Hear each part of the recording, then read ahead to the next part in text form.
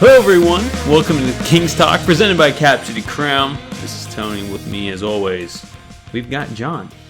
Well, where to even start? Last time we talked, the Kings have gone 2-1, I believe. They won on Friday against the team. Who was it, John? Who they beat last Friday? The Phoenix Suns. The Phoenix Suns in a game without Kevin Durant or Bradley Beal, which is, classic, right? When's the last time we've played Kevin Durant? It feels like it's been a minute.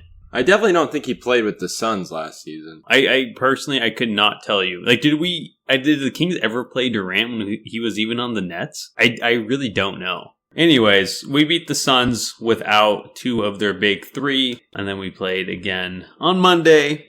Monday? Yeah. Monday. Sorry. This week's, it's all confusing already. They played on Monday, beat another team.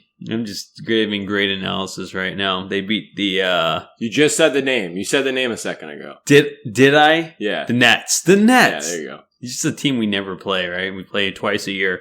Beat the Nets pretty handily as well. And then the classic back-to-back game. Haven't won one of those yet. Lost to the Clippers. The Kings have lost 9 games this year to 4 teams. The Clippers, the Rockets, the Spurs, the Pelicans. And so we play the Clippers, haven't beat them, haven't won the second of a back-to-back yet. Just kind of, I don't know, is that a cause for concern, John? How do you feel about this? Well, you could look at it in a number of ways, I guess. Probably just the immediate takeaway is, the Kings struggle with back-to-backs. You think about the 3 back-to-backs they played. They played, I think, the first New Orleans game in New Orleans on a back-to-back after beating Dallas on the road. And then they obviously played 2 back-to-backs over the last couple weeks, where the second game was against the Clippers. And they looked horrible in all of those, and deflated and without energy and all that stuff. So you could easily say that it was a back-to-back problem, but it could also be something else. I mean, you point out not just the Clippers and the Pelicans, but you throw you can throw the Rockets in there too. I mean, they've lost 2 games to the Warriors, but they're more of just a bugaboo team for the Kings. But like Houston, New Orleans, and the Clippers, whether it was a back-to-back or not, I mean, the 2 Clippers games were back-to-backs, but the 2 games in Houston weren't back-to-backs. The third game, that in-season tournament game where the Kings kind of just fell off after kind of a nice start against the Pelicans, wasn't a back-to-back. There are just times where maybe it's specific opponents have the best of them. I mean, you think about Houston, they're kind of big. They've got some length and some defenders. New Orleans is big in the middle. They've got a lot of length all around. And the Clippers are also very long. I mean, there's a lot of talk about maybe that kind of being a bothersome thing for the Kings. And we've seen that last season. I think when they played New Orleans, they struggled a few times. I think Minnesota has some length and some size last season. I think they got the best of the Kings a few times. This has been kind of a common trend that, maybe this is kind of an opponent thing. Do you think that could have anything to do with it? Yeah, I mean, it could for sure. I mean, the Kings' length, I think, is an issue. I think we're starting to really see that. I mean,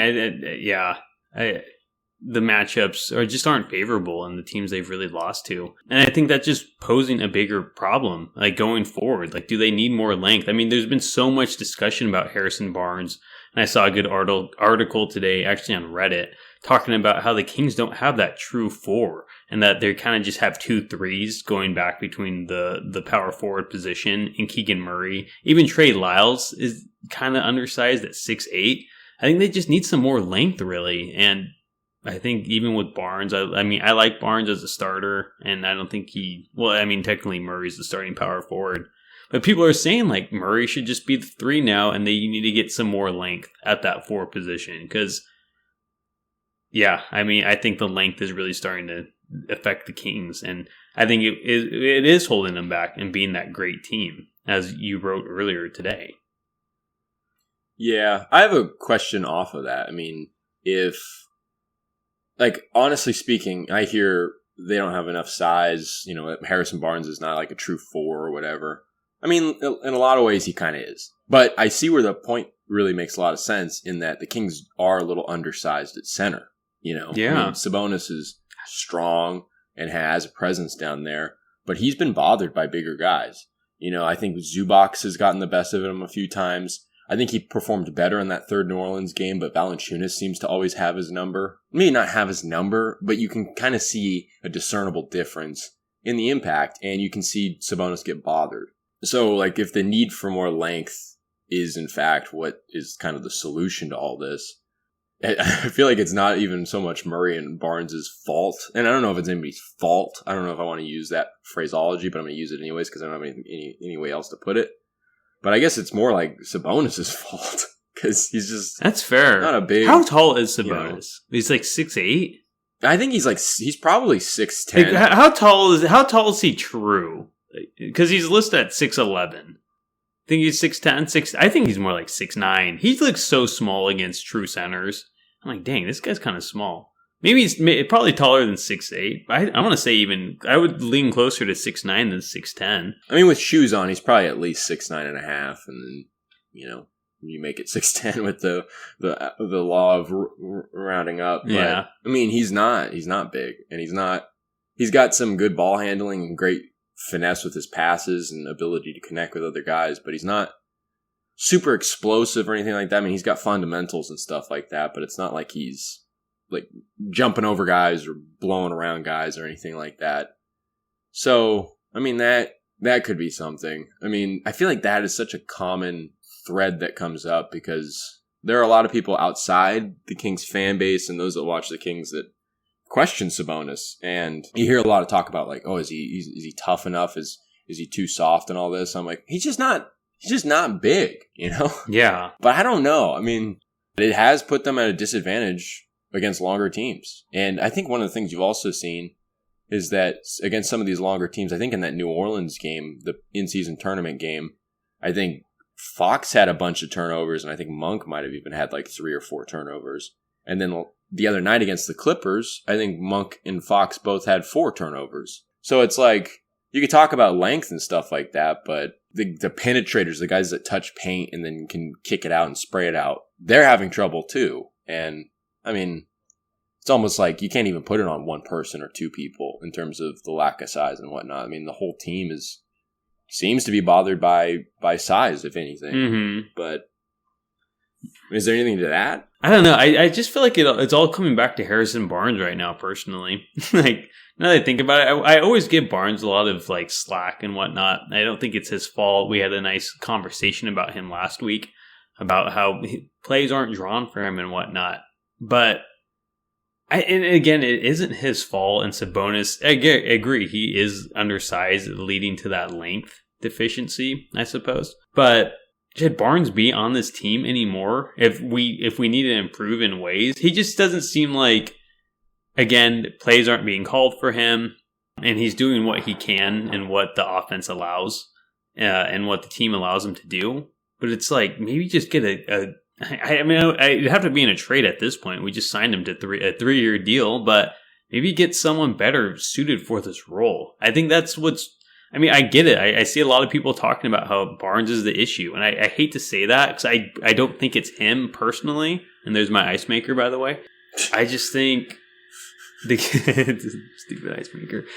I just think if they want to get better, they need to find a better role player for that 4 position and move Murray to the 3. I don't think Barnes is making him better, and it's not his fault per se. I just think they need more length at that 4, a better defender, just a taller 3-and-D guy at the 4 position. I just feel like that's the biggest thing holding the Kings back, and I'm starting to actually see that. I mean, I think personnel issues are something that's kind of creeped more and more into the discourse. I guess before considering another factor, kind of centering on that Barnes thing. I mean, does that almost set up an argument for the Kings should trade for Pascal Siakam? I mean, yeah, right? I know. It's kind of weird, huh? I mean, I don't think you need Siakam specifically. I think Siakam would be a little too much just because not even so much his contract. It's more that he's not a 3-and-D guy. If he can hit the 3 well, I'd be all for it, really. But he can't. And it's how many guys, I mean, I don't know. I guess Fox is turning more into a 3-point shooter this year than he has in seasons past. But you still want him getting in the paint mostly. Sabonis is always going to get most of his buckets in the paint. Siakam, I feel like the paint would just get crowded at that point. And I don't know. I don't know, though. It is interesting. I would be like, I would say no to Siakam. But like, if we got him, again, I don't know what you have to give up as long as you're not getting rid of the core. I don't know. Now I'm kind of like torn on that. It's like, could he help out? Could he? The only reason I bring that up is because I agree with you. I mean, like, he'd be longer and a better defender, but all the other factors, no shooting, kind of being more of someone suited for a Sabonis type role and kind of getting a redundancy there. Like, we've talked about that a lot for why the Kings probably wouldn't trade for Siakam, or at least, I mean, they'd have to probably trade a lot to do it, and that's definitely not worth it at that point. But, you know, we talked about this when the Kings re-signed Harrison Barnes, was like, that was a good move because it was the right move. There wasn't really another option. You could have swung for the fences, but that would have been a dangerous gamble, say on someone like Kyle Kuzma or something like that. And we can kind of all agree that Barnes, given the makeup of the team and the style of the team, is better than Kuzma. And it's almost just like you're kind of just stuck with Barnes, you know? Yeah. And that just, unfortunately, seems kind of the case. And I don't think that's all bad, because I do think that 2-6-8 at the 3 and 4 positions with Barnes and Murray and Sabonis can work. And it's not like super undersized, super small in the modern NBA. But thinking about another thing here is, in all these games that they've lost, back-to-back or not, but kind of talking about the Houston games, some of the New Orleans games, and these Clippers games, is that when things get hard for the Kings, they just kind of have a habit of kind of letting go of the rope.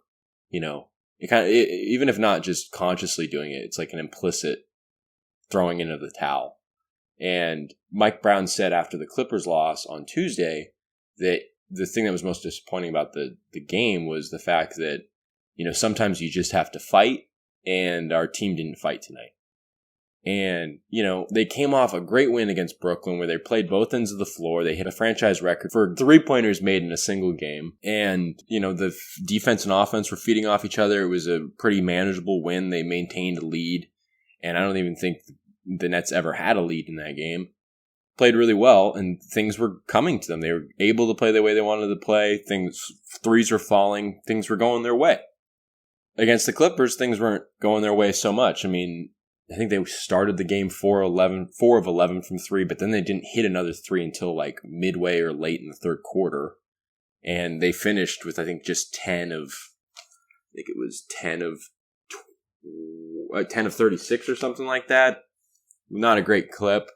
And they were just getting totally stomped on by some of the Clippers' stars. I mean, I don't think anybody could really stop Kawhi Leonard at a certain point there.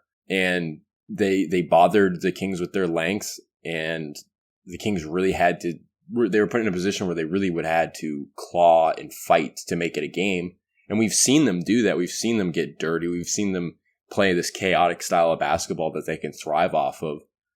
But like Mike Brown said, they didn't fight, and there's been times where they do that. Again, the Houston losses, the first loss in New Orleans, they didn't really give up in the in-season tournament game, but there was a certain point where there was just no answer, and the fight wasn't strong enough. And then obviously these Clippers losses, they were just essentially dead on arrival.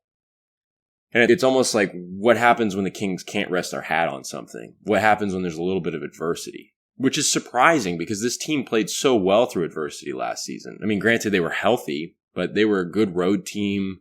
You know, they put together some nice stretches on both ends of the floor in those road situations late in the game. I think they had like a good road defensive rating, and I think they had a good late game defensive rating.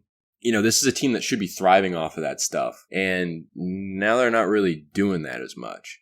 Do you think that there's like some kind of a fight issue within this team? When things get too difficult, they're not as poised to go ahead and again, like Mike Brown said, make a game dirty and try to make it close and make it a game? I mean, is that a thing? I mean, it sure seems like it. I don't I don't know, because they were so resilient last year. It seemed like they had the fight within them every game. I don't know what's different this year. It just seems like their drive is down. They just don't seem like they have the fight that they did. I mean, that Warriors game was good to see when they won the in-season tournament group stage. That seemed like they had a lot of fight in that game. Again, it meant a little more, so it's a little different. But it's hard to pinpoint what's different this year. Maybe they made the playoffs. They're too good to fight back now. When they're losing, they just kind of all give up. Maybe they're tired more from playing both sides of the ball a little harder.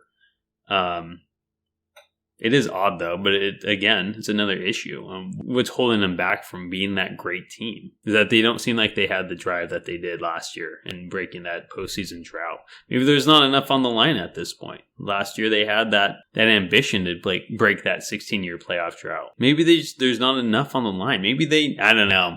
I don't want to just start thinking of what they might think. Well, yeah, I mean, you mentioned the playing of the both ends of the floor. That's been a common theme this season, the fatigue and the effect it has on offense and all that. But, I mean, another thing that Mike Brown has consistently said this season from the start was that, well, the thing that's going to make this year different is we weren't hunted. People didn't pay too much attention to us on the schedule, and we very well could have benefited from that.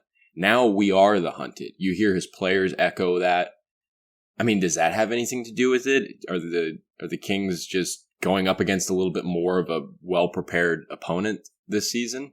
I mean, that's a good point, honestly. They're the team on not everyone's schedules, but they're a better team in this league now. People are going to be, like you said, more prepared to play them harder. And I guess I didn't think about that too much.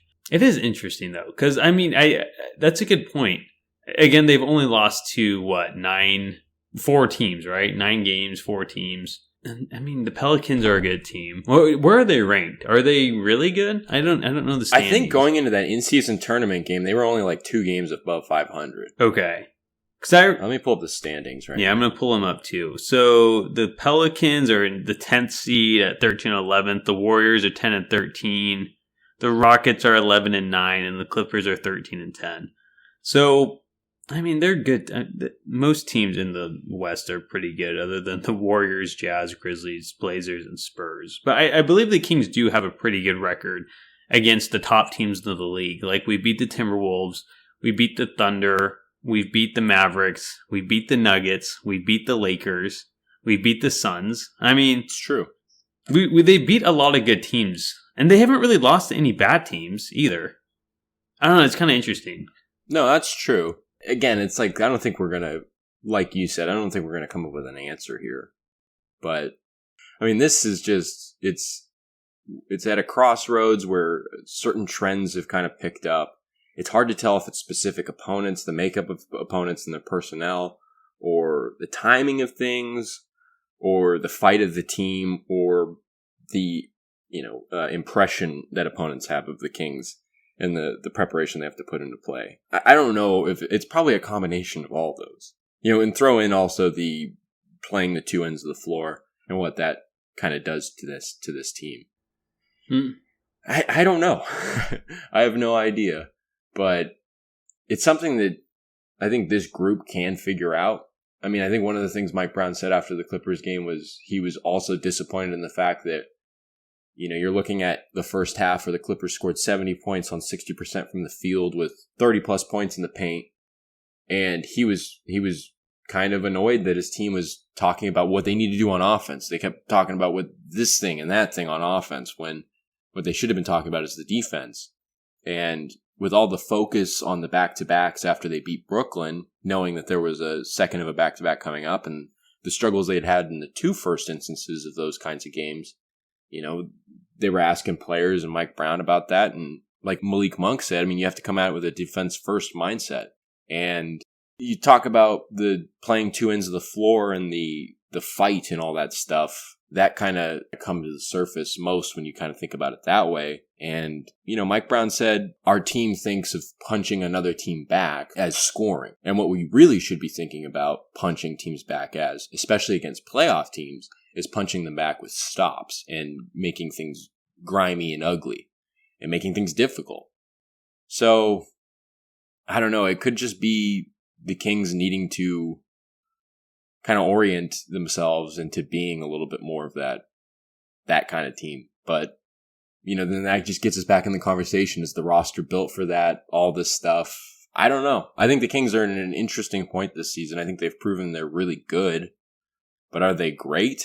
I don't think they've proven that at all. Yeah, I mean, they're at an interesting crossroads. Like I said, like last year was such a big season.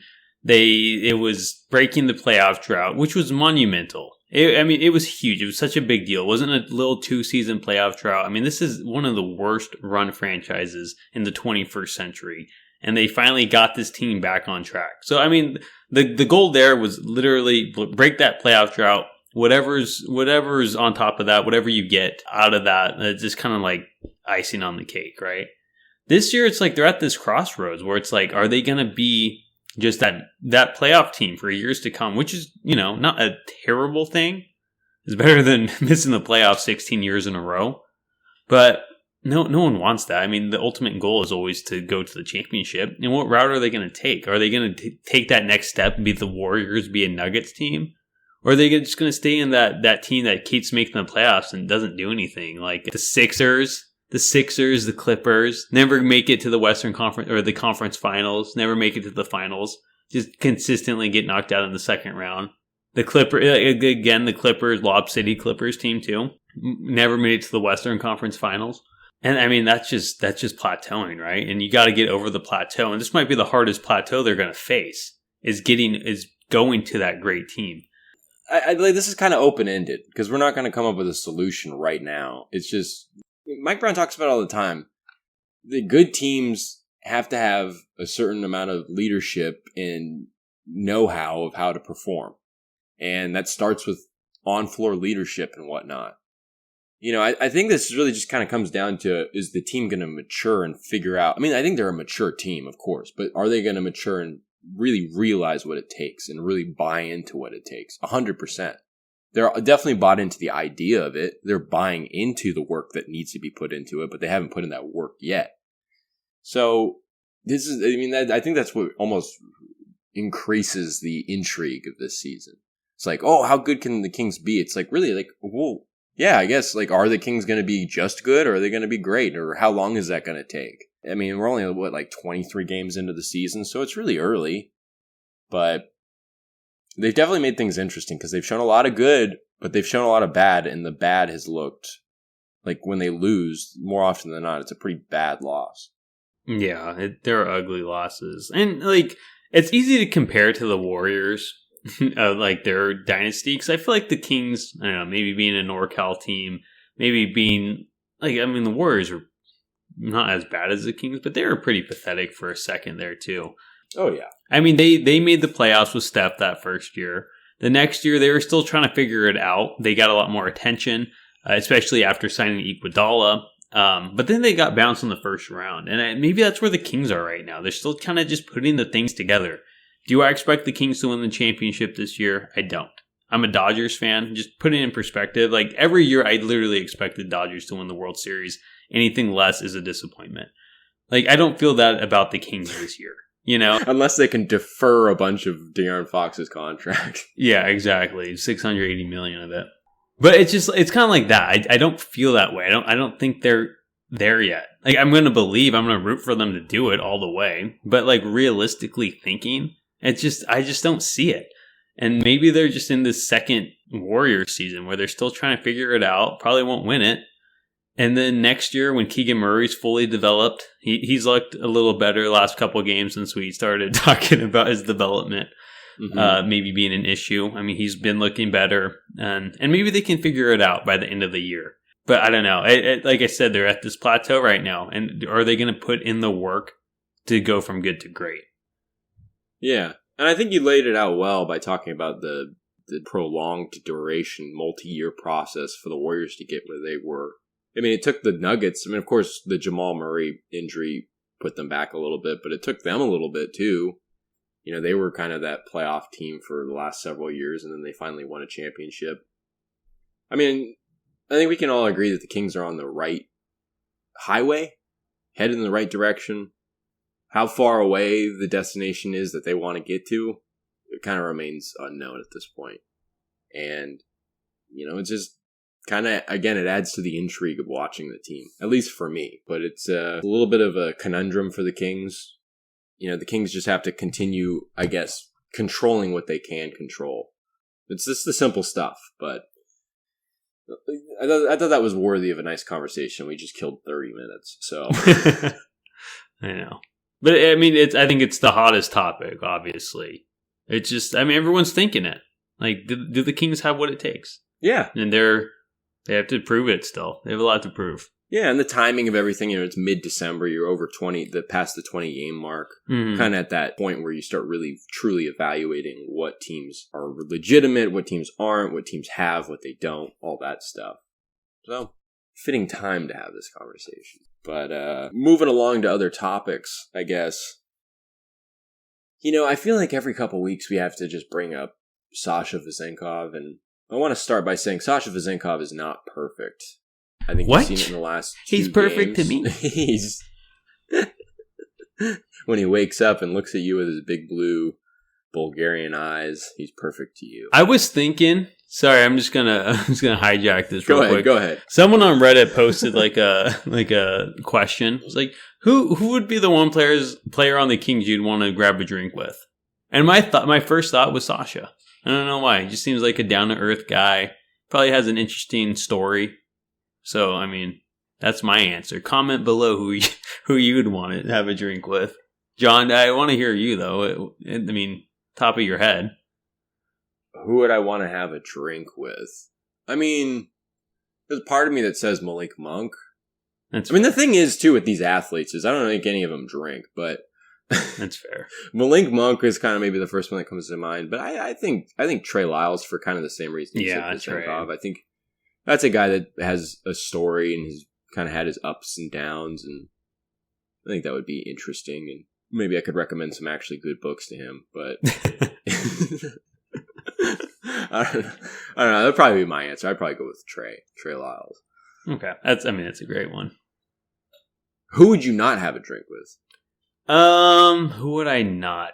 Like, who would you be like, no, like he's the last person I would offer a beer to? Man, on the Kings? I'm trying to think. Yeah. I'm trying to go through the starters. I feel like maybe it's me being me. Maybe just Barnes. I feel like Barnes would just be like really boring. Yeah, I was going to say Barnes. What's up, Barnes? Hey. I feel like Barnes is a man of 2 words. Yeah, exactly. That's exactly right. So Barnes, tell me crazy college stories. Nah, just like embarrassed. Nah, that's the part of my life I don't want to relive. Oh, okay. I was just in my dorm. I was just in the dorm in the gym. He just comes up as kind of boring. He seems like the type of guy that I would like say stuff sarcastically to, and he'd just take it seriously. Like, oh, really? You did that? Like, no, dude. I'm fucking around. That is 100% Barnes. That's just the impression I get from him. But yeah. I don't know. Yeah, I would go with Barnes too. I feel like he'd be a bit of a dud. But maybe I'm wrong. Who knows? Maybe he's the funniest and most enjoyable guy on the team. But I know his first ever sip of alcohol was after the Warriors won their first championship. Was it? Yeah. He had never drank before. Yeah, I think he was like 22 that year and never drank. Or maybe he was 21. But still, I mean, you don't have to be 21 when you're in Chapel Hill. Yeah, that's a good point. I don't think those kids let back over there in North Carolina. That's his first and last sip until he wins another one. Yeah. It's been a rough go for him. A rough 11 years, or however long it's been. It's been not a dry 11 years. 7? When was that, 15? 8 years? Yeah, so 9 years, something like that. You know what my biggest problem with Barnes is? Is that at the end of the right before COVID happened, or maybe it was the season before COVID, and he was growing out his beard, and he said that he's not going to shave it until the Kings make the playoffs, and then the season ended and he shaved it. It's like, yeah, you know, if you're going to make that statement, like, you better not shave that beard until the Kings make the playoffs. Like, imagine he like literally waited 4 years until earlier this year when the Kings made it. That'd been crazy. And I would have respected him. He just looks like James Harden. Yeah. He said it. I wasn't the one who made the statement. It was Barnes. That's a good point. If he's a man of his word, he would have done that. Yeah. That always rubbed me the wrong way for some reason. Yeah, I just Typical senator. Exactly. Everybody calls him the senator, the future politician. That's a typical politician. He is, right? He's like close enough being the treasurer of the NBA PA. Yeah. So, how do you even get that job? So, I'm going to be the treasurer. It's like almost like trying it out for school. I'm going to be the secretary treasurer. That's all you need to know why he's the last person you need to go get a drink with. Yeah. Like, I want to be the secretary. I want to do the accounting. Like, okay. Yeah, give it to Harry. Let him handle it. Yeah, no, give it to Harry. Yeah, exactly. We're just ragging on Barnes. This whole podcast, really. It's been a Barnes rag sesh. He's not big enough. He doesn't defend. He's a liar. You can't down a 40 with him. Yeah. Barnes, man. Jeez. We really need that. And we really need a new starting small forward, power forward, or whatever he is, technically.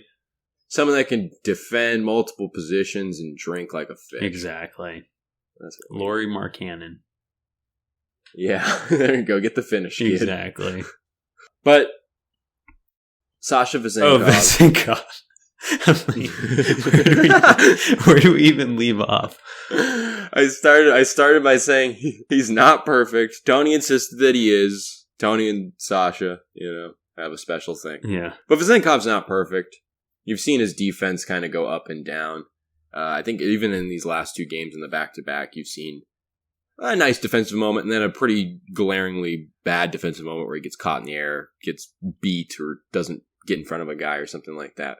But one of the things that just constantly shines through with Vezenkov is his instinct and attitude about the game. Because he'll turn around, and if he has a bad defensive moment, it's almost like you can count on him in the next couple defensive possessions or whenever he gets back in the game to somehow come up with a great steal where he uses his instincts and his hands to come up with something. And then also, I feel like more often than not, which was surprising to us, I thought he would have had more of those bad defensive moments more frequently, but he more often than not seems to be holding his own. And we saw him, was it the Brooklyn game where he had 14 points, which is a career high? Yeah. No, it was the Suns game. That was the Suns game? I believe it was the Suns game. Yeah, you're right. 14 points, had some good defensive moments, all this stuff. And, I think even in garbage time against the Clippers, Vezenkov played with kind of like that summer league team, as we call it. And he looked like the best player on the floor. I think he hooked up with like 3 assists for guys. He had a couple big rebounds. I think he hit a 3 late in the game. I mean, there's just something about Vezenkov where it's like, you like what you're getting out of him. He's definitely put you in a position where you can play Lyles and him together, which was kind of the big ambition, the thing that really came to our minds first when we were talking about him and Lyles being on the same team. And a lot of that's worked out really well. But it's like, now I keep thinking, I'm like, well, how good can he be? I mean, like, because he's exceeded expectations, or at least I would have thought it would have taken a longer time for him to get to this point. You see the instinct, you see the smarts, you see the positive grasp and understanding of his role and what it takes for him to expand that, doing the little things, taking open shots, all that stuff. And then you kind of factor in the shooting touch, the quick release, and the fact that he does have some pretty decent size for the NBA. I mean, at like 6'7", I think. Or is he 6'9"? He's 6'9", I think, listed as 6'9". So has good NBA size. Is there a point where he's just going to have more of an elevated role off the bench? Or is he going to develop into something more? I mean, where do you really see Sasha Vezenkov going? Because I think in exceeding the expectations, he's kind of broadened the potential scope of that. I think he's definitely looked like he could do something a little bit more special than what I would have imagined in September or October. What do you think? Yeah, I think he's more than capable of doing a lot more in this league than his role at the moment, or just being a bench guy. I mean, I think an easy guy to compare him to is Nemanja Bjelica when he was on the Kings. Kind of just a big European guy, I guess. I guess that's not the only comparison, but just like a stretch four. Vezenkov's a little, I think, quicker than Bjelica was, but just like a guy, high basketball IQ, gonna always make the right play, even if he can't make the play physically, because he does have his limitations. He knows what he's gonna do, and I just think he's a very smart, high basketball IQ player. I mean, I think he can be a starter in this league, honestly. I think he can play a good four. He's a good rebounder. He's a little undersized, as we were talking about, in length. I don't know if he has that quickness to guard a lot of threes in this league. I'd rather have him be at the four personally, but and I guess that brings up size again. But I think he has not like a ton of potential. I don't think he'll ever be like an all-star or MVP candidate. But I think he can be, I think, one of your typical European players, like a Bogdanovic. Just like a guy who's, do the fundamentals well, shoot a high clip, make a lot of right plays, know your place on the team. That's what I see him being. And I think that's good enough to be a starter in this league. And maybe he will. I mean, we signed him to a 3-year deal? I could see at one point him starting on this team. I really can. I think he has that 3-point shot. And I think he would just really know his place in the offensive lineup. And I'd rather have him shooting than Barnes, personally. I'm not saying right now that's what we need, but I think I would be more okay with him taking a scattered amount of threes than Barnes. Sometimes Barnes' threes, when he doesn't get a lot of looks, it's just like, yeah, he's going to miss that. So I just trust him with the shot a little more. And I mean, personally, at least for the Kings too, that's what they need from their starting four. But yeah, I think he can be a starter in this league for sure. That's why I brought this up, because I was like starting to think that a little bit, like actually kind of have some belief in it. And I'm glad you brought up Bojan Bogdanovic, because I was going to mention him, because people always compare him to Bjelica. And of course, it makes sense. Belly played with the Kings. Kings fans are pretty familiar with him. But pretty quickly into Vezenkov's time with the Kings, I was like, no, that's not really fair. He definitely is more of a Bojan Bogdanovic. And when you start thinking about that, that's almost a higher ceiling in terms of the effect. I mean, Bojan's had a really nice career in the NBA. I mean, I think it's interesting. You talk about 3 or the 4. He can play the 3. I mean, if he were to start, Murray would be guarding the 3 and perimeter guys and stuff like that. You'd be hiding Vezenkov defensively. You would lose a lot. I think there's a long way before he starts starting, because I think the defense would have to take some significant steps. But that comes with time, and we've seen how much he's grown in just such a short time. Again, it's like I'm not ready to come up with a conclusion as to where he'll end up, but the idea that can happen, I think, has definitely come into frame at this point. So I think Vezenkov, he has the potential to be really, really good. I think he has the potential to be a starter. It'll be interesting to see how it plays out. But Bojan Bogdanovic, I think, is a really interesting kind of comparison there. Smart, good shooter, has some decent size, even if there's some lacking athleticism.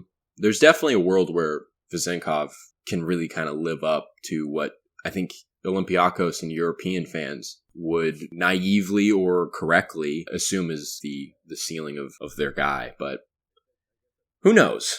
I guess that's part of the fun. Just keep watching Sasha Vezenkov surprise you, have a down moment, and then come back with 2 good moments. He's really kind of an interesting thing. And then, of course, there's that small lineup, which you've seen a good amount of over the last couple of weeks, where maybe it's not for prolonged stretches with him and Lyles playing the 4 and 5, but they've been good, and they've kind of been able to play in a way that can hold down the fort best when Sabonis is off the floor. And I guess that's kind of a nice transition to the guy that's supposed to be backing up Domantas Sabonis, JaVale McGee, who is basically getting first run at the backup 5 with Alex Len out with his ankle injury. How long ago was that? That was like almost a month ago. Alex Len, I think, is set to come back, because the initial thing was 6 to 8 weeks, which I think put him to around New Year's, somewhere around there. Maybe late December, early January. I don't know if there's an updated timeline on him or anything like that, but there's kind of a reason why people are talking about Alex Len coming back, and which maybe you would not have thought would ever happen. But JaVale McGee can come in. He'll throw down a lob from Malik Monk. He's got that vertical ability that stretches the floor that way. You see him come up with a nice defensive play. You've seen him come in and have stretches of energy that are really big. But for every good thing he does, he seems to piece it together with just boneheaded plays that he'll make again and again and again and again. Moving screens, goaltending, needless fouls, getting into foul trouble quickly. I think he had like 3 fouls in like 3 minutes in the Brooklyn game. And, I think he had a couple moments early in his time against the Clippers where he was making these kind of silly plays. Is this an adjustment thing for JaVale McGee, or is this just who he's been his whole career? I mean, that's just who he is. JaVale McGee, he's Shaq and a full MVP, right? For a reason. He's been this way his whole career. I don't really expect much different. Maybe he'll have better stretches than others. But I think this is where the depth at center is really going to come into play. And it sucks not having Len. Because you really don't, I mean, unless you go small with Lyles, you're kind of stuck with having him be the primary backup to Sabonis. Until you get Len back, really. I mean, this is why we were all kind of hesitant when they just dropped everyone for McGee with Labissiere, Keita, and Noel, right? We just kind of, I mean, I'm not saying that any of them could have beat JaVale, but at least it would have given him some competition, maybe show that like you're not going to just be the primary backup because you have these accolades to your name, like 3 championship rings to his name. He doesn't have anyone to hold him in check right now, as they kind of need him to be that backup center. So I think things will get a little better with Len, but it's definitely nice having that insurance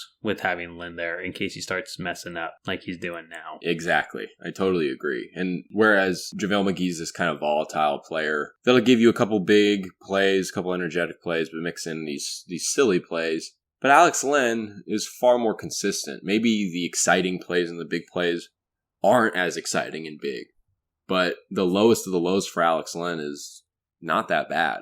I mean, there's like a few times where he mishandles a ball or, you know, I don't even know. Like, my complaints with Len are so minimal, but, you know, the potential complaints with JaVale it's like a whole page front and back full of different worries. And a bunch of people rightfully give him a lot of credit. They're like, well, you know, that whole Shaq and a fool thing is silly and all that stuff. He's a 3-time champion. That doesn't erase the fact that he's been that kind of player his whole career. Both things can be true at the same time. He can contribute to championship teams, but he can also kind of be a bit of a liability sometimes. And I think that just kind of highlights the need for Len to come back. And I think it also highlights the fact that JaVale McGee, in my mind, is the 3rd center of the true centers, not counting Lyles, on this team, because there's just too much risk with him out there, unfortunately. You know, you play small amounts of minutes, you play 4 to 7 minutes a half in one stretch. You got to go out there, play smart, play with energy. And he usually drops the ball on half of that, at least.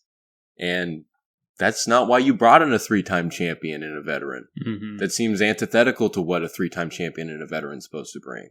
So the conundrum of JaVale McGee continues. And he's, in his 16th year or whatever, 17th? I don't even know. He's been in the league forever. Yeah. And it's just a common thing. It's just, nothing's changed.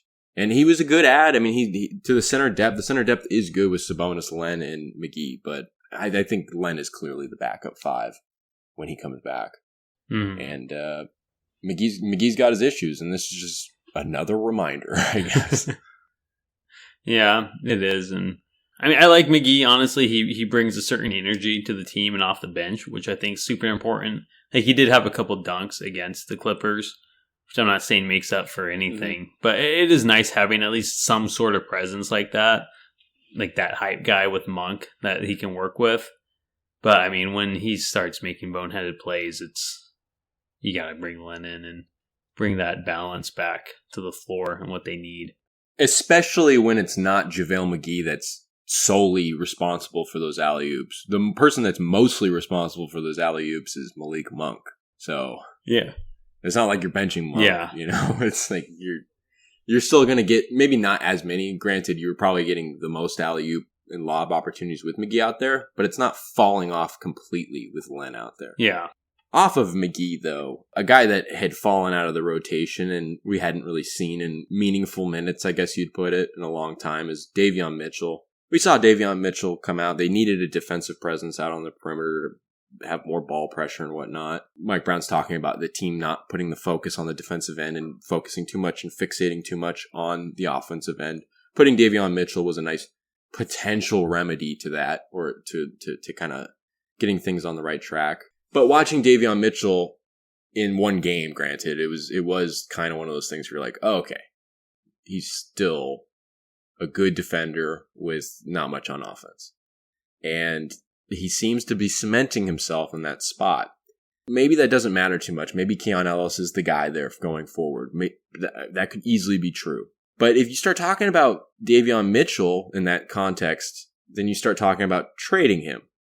But I was talking to someone a couple of weeks ago, and they were a big Knicks fan, and I was talking about the Kings, and they're like, well, what do you think is the trade that the Kings would have to make to like put them in a championship contention? Obviously, I brought up OG Anunoby. That's the common one. And he was talking about, well, what would it take to get Anunoby? And I was talking about picks and all this stuff. And I was like, I think that if you threw in Davion Mitchell or something like that, maybe you could have a little bit of intrigue added to the package. And he kind of looked at me and he's like, yeah, but how much is Davion Mitchell really going to affect that trade package? And I'm like, yeah, probably not at all.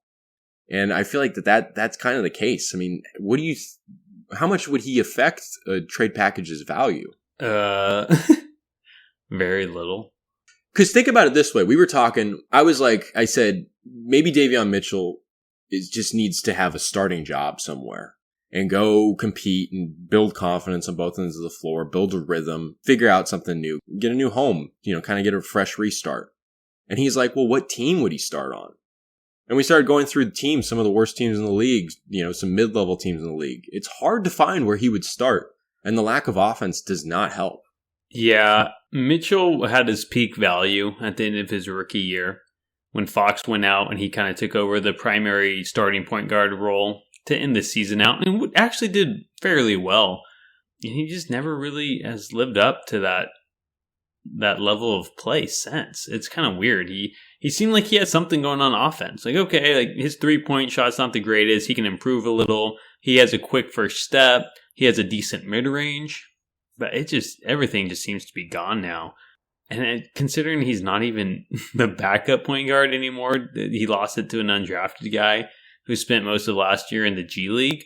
I mean, it's just, what value does he have, really? I mean, maybe at the start of the season. It's just going down every game he doesn't play nowadays.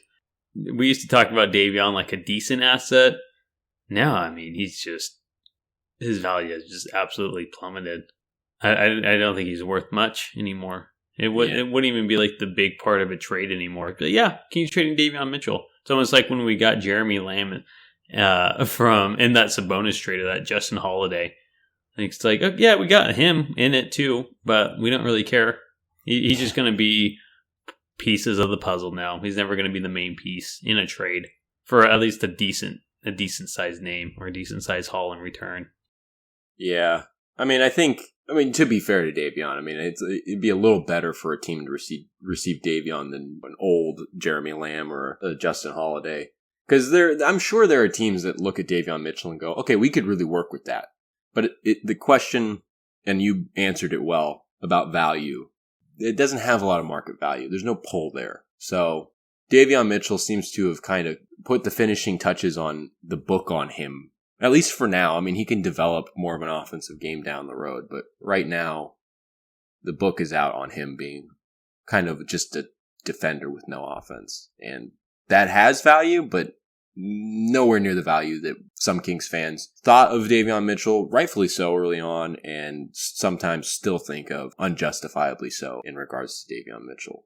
But definitely something that's interesting kind of coming up. Seeing him last night is just like, what a drop off. I know. I'm like, okay, he's finally getting another chance. And just like, yeah. And remember he came in that Portland game, I think after Keon Ellis had sprained his ankle, or was that before? No, I thought the Portland game was when he lost the starting job role while Fox was out. Oh yeah. And so Fox was still out. That's right. And so Davion went from starting to being off the bench. And he had a great game. Yeah. Exactly. That's what I was getting to. Thanks for clearing that up. Of course. So, like, we've seen him come in and, like, do that, and I was kind of expecting something similar to that. Like, okay, here comes Davion. Like, don't hold back. The gates are open. Go get him, cowboy. And it was just more of the same. So, like I said, Davion Mitchell is cementing himself as the guy that just plays one end of the floor and doesn't have a lot of value in a trade package. But what are you going to do? Yeah. Well, we're looking ahead at the next 6. They're at home. I think this kind of speaks for itself. I mean, the Kings are 7-3 this year at home. They've been good at the Gold One Center. But last year, I think they were tied for the second fewest home wins of all the Western Conference play-in and playoff teams at 23. I think they were tied with the 2 LA teams. I think Minnesota was the only team that had less home wins, which is interesting because Minnesota's had such a nice home court advantage this season. But 6 games at home. They play Oklahoma City, Utah, Washington, Boston, Phoenix, and Minnesota. There's some tough games in there. There's some winnable games, I guess, against Utah and Washington.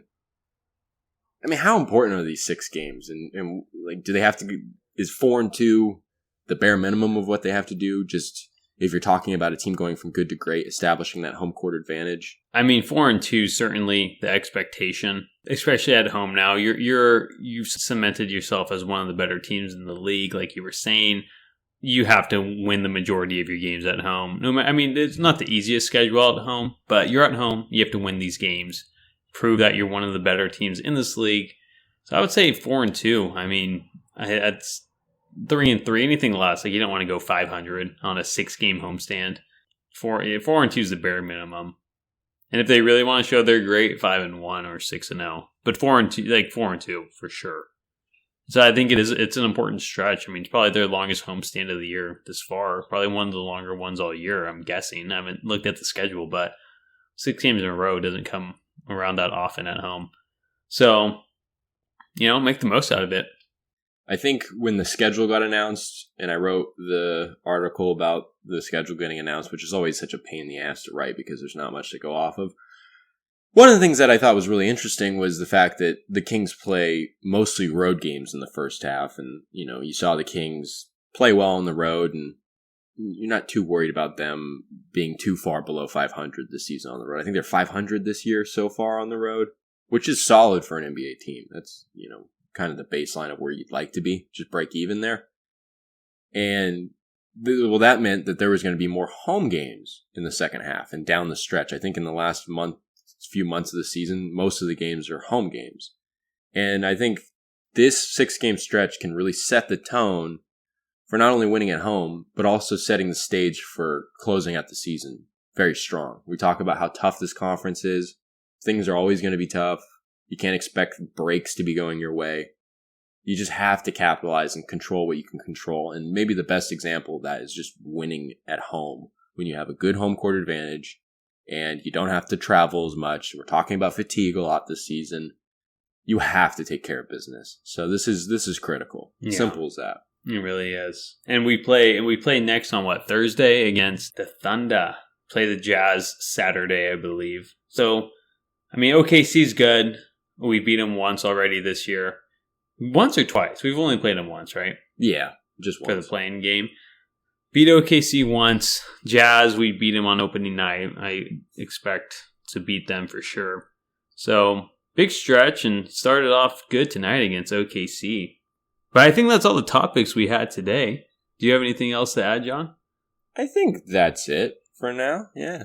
All right. Well, I want to thank you all for tuning in. And until next time, have a good one.